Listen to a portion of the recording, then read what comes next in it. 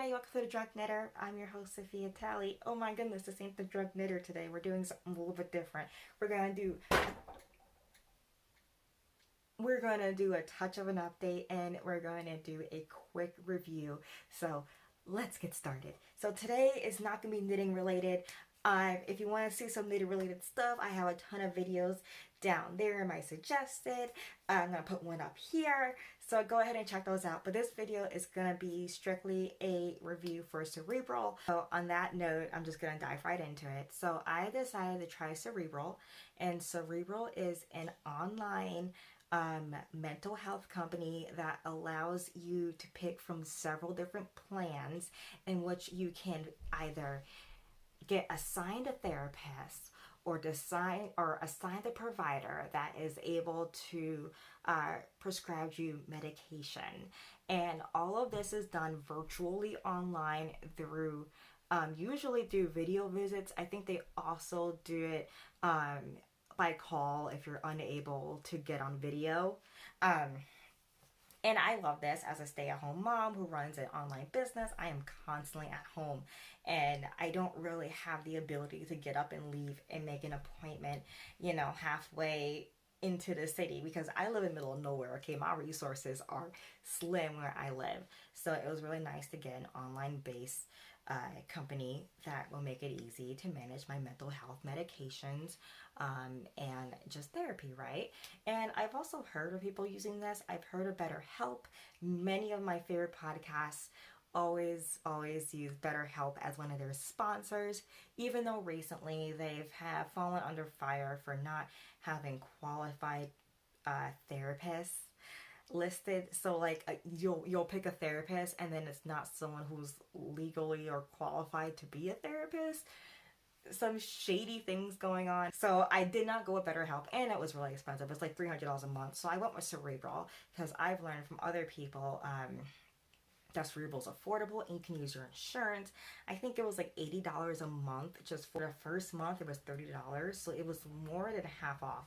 So I decided all I gotta lose is $30 and a little bit of time if it all went wrong. And boy, was I wrong. It went so bad, y'all. It went I had like medium hopes, and then it was just like appointment with my provider. It went well. She prescribed me the medication that I needed. I just take really basic well-known medication. I don't take anything that people haven't heard of before. So that went as expected. She wrote up my prescription, and the way Cerebral works is that they have to mail it out to you. And that's just how they make money off of it too. And it's also easier to get your prescriptions mailed than having to pick it up at the pharmacy. So it all went well then. So I was like, okay, awesome. So I went to go check on my prescription status, and it turns out I didn't have one. It just wasn't there. So, well, one of the prescriptions were there and the other one weren't. So I was like, okay, cool. You can contact your care team easily by sending a message. So I did. I sent a message, and response are just don't add up. It's almost as if this person who's talking to me is either not a person and it's just, a bot, or it's a person who's just copying and pasting responses, which I understand because when it comes to something as sensitive as working with mental health, you don't want to say the wrong things. You don't want to sound insensitive, so I kind of get why it'll be copy and paste just for legal reasons. You want to make sure you're saying the right things. But at the same time, it's like it didn't even answer my question.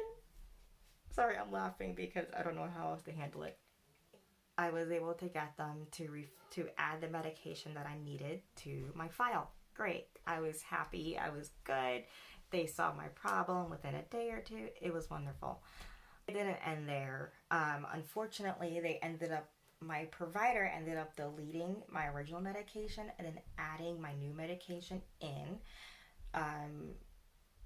And on top of that, she never ever sent out the original medication. It was never mailed out and it was never sent out and it was canceled. And then she also said she already sent me out 5 prescriptions of it, even though I never got any. So from the outside looking in, it looks like I've already been prescribed it and I've been under care for months, but really I was never under care. And I don't know if that's just her way of being able to get done it quickly. I don't know. I can't say whether or not it was just her way of getting around it or if it was her way of how she didn't understand how the program worked. But because of that, um, everyone who looked into the system, like all their customer care representatives, they all told me that my medication was on the way, even though it was not, and it was never sent. And it still wasn't sent, even though I technically paid for it. So anyway, as I'm dealing with this and trying to get my medication sent to me and trying to do the most basic part of my mental health care. I'm spending hours on the phone with customer service. I'm just trying to get everything straightened out because I'm paying for medication and it's not being sent out. And apparently my provider told customer service that she sent out my medication to my pharmacy so that way I can have some as I'm waiting. But the provider never did. She just said that she did. And so as I'm going through this, it's 3 to 4 days of me going back and forth. And at this point, I've already run out of my medication. And for those who take any medication, you really don't want to stop one suddenly and then start it. It's really bad for your health. It could be, depending on what you're taking, like for me, it's not that bad because I take something that builds up into my system. So I can stop it for a week and then continue and it's not too bad. But say if you're on something that you need to take every single day and you run out and then your provider says they make a prescription for you and then they don't, you can be in a real big problem there, especially if you take something that's something like I don't know what I could say on YouTube, but there are certain medications that have addictive properties, but a lot of people need to take them for anxiety. Say if you take that, well then you're kind of out of luck there because no one's going to want to prescribe that to you without treating you for a while there. And so you could be going a long time without that medication that you need. So that's part of why I'm explaining this whole situation to you today, because I would just be really upset if any one of my subscribers use this service and then they're stuck without their medication. And that can be that could be pretty dangerous depending on what you are living with. So sorry, I'm fidgeting.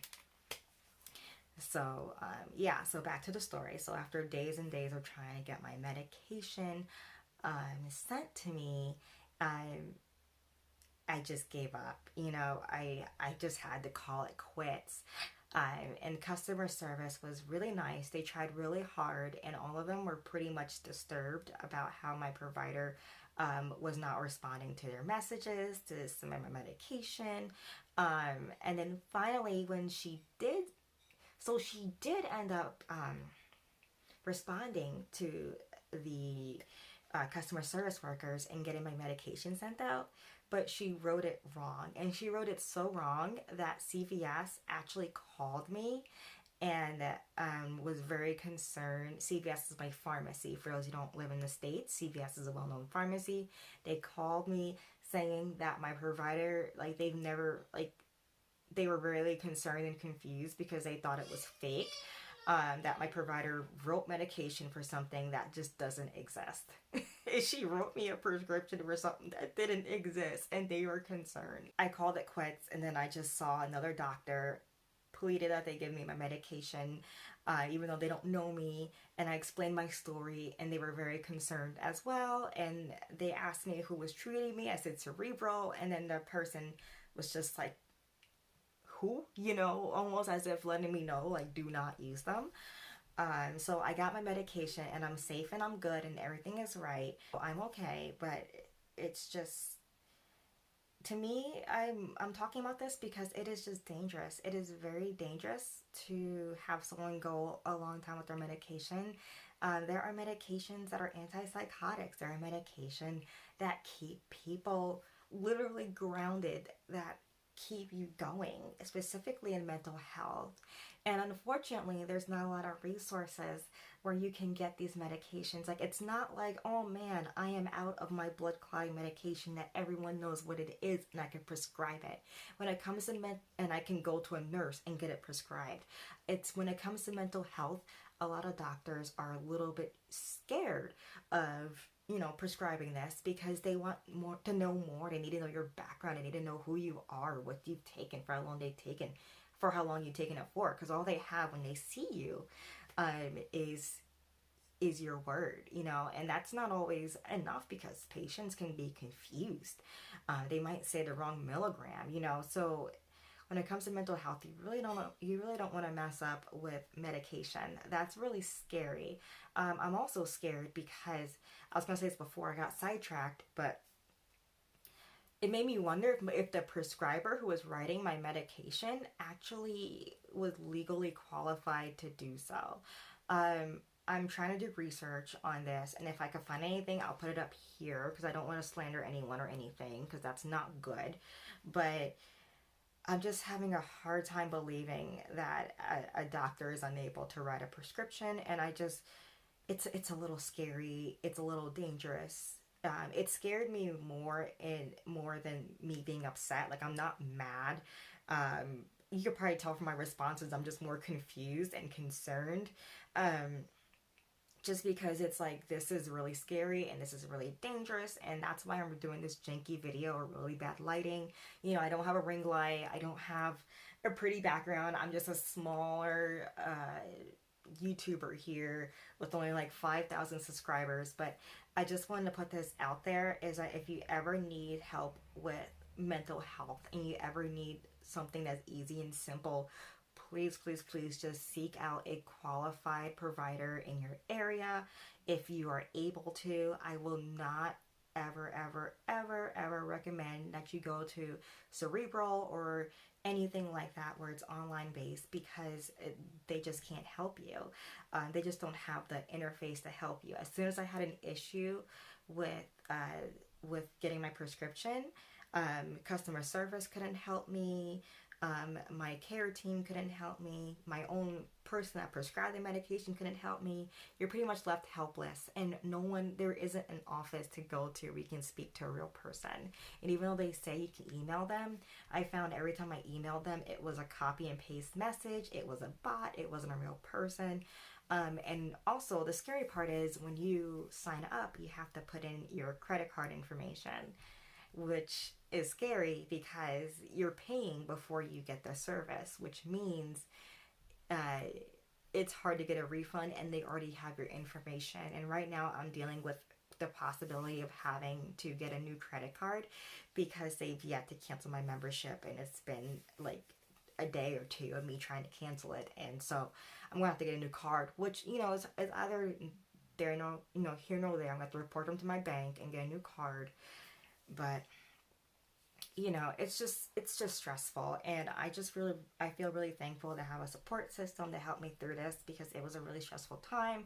I couldn't work as much because I was stressed out about, you know, being charged a ton of money for a service that wasn't working out, and then not having my medication and having to start over.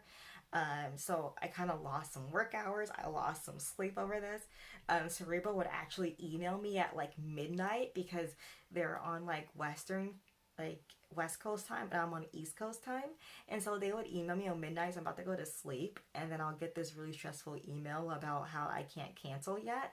And then I'll be up for like another 15 minutes thinking, oh my goodness, how am I going to get out this hole that I dug myself into? So yeah, that was my experience with Cerebral. I'm just, right now, what I get out of it is that I just really hope that they don't keep charging my card. I know that's like the least important thing right now, because it could have really affected my mental health, because there was a time there where I was feeling really, really hopeless, just because I would just ask for a simple thing, and I would either get a response that was completely out of left field, or I wouldn't get a response at all. So it was just really scary. And I'm just happy that I had my support system, and I'm happy that I was still on medication, and yeah, I just feel like it happened to the right person, because then I can get my story out there and let y'all know, so that way you don't have to go through it. I would hate to see any of y'all in a crisis when you're trying to get help. So yes, that's my story. Wish me luck. Um, and I will be at you next week with a knitting video. Bye.